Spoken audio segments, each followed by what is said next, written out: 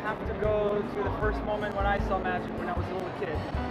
I saw a friend of mine from class learn magic at a magic class, and we made a silk disappear.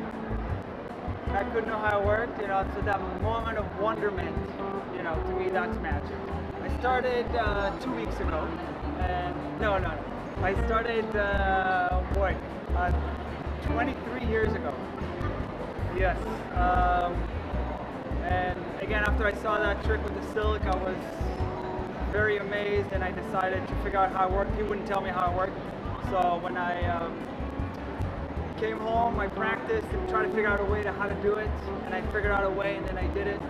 And I practiced it out in the neighborhood. I would go to kids in the neighborhood and show them the trick, and then I would go to him and I showed it to him, and he was impressed because the way I did it is actually very close. The way I came up with, it's very close to how it really worked.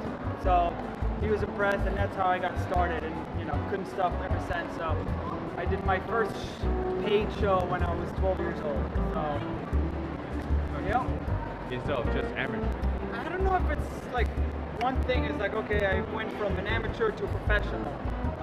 You just practice all the time until you feel like, okay, you're good now. But okay, here I would put it.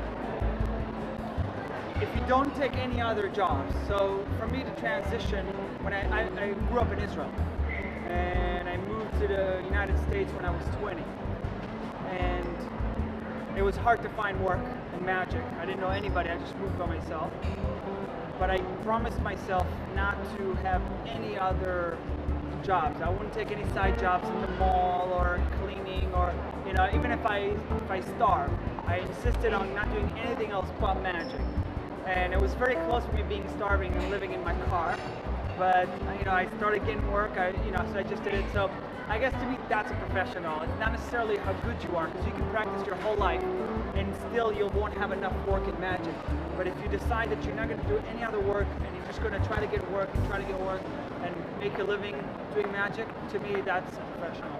Follow your passion and don't give up. Just remember why you do it. Remember you do it because you love to do it, and just keep on getting better.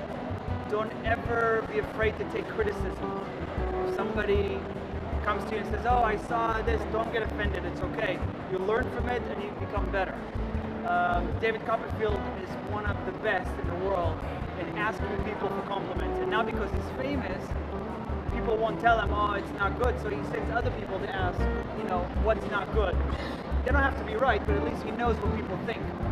And so if you want to get better and be a professional, keep getting better and keep improving. Just remember your passion and just remember why you do it.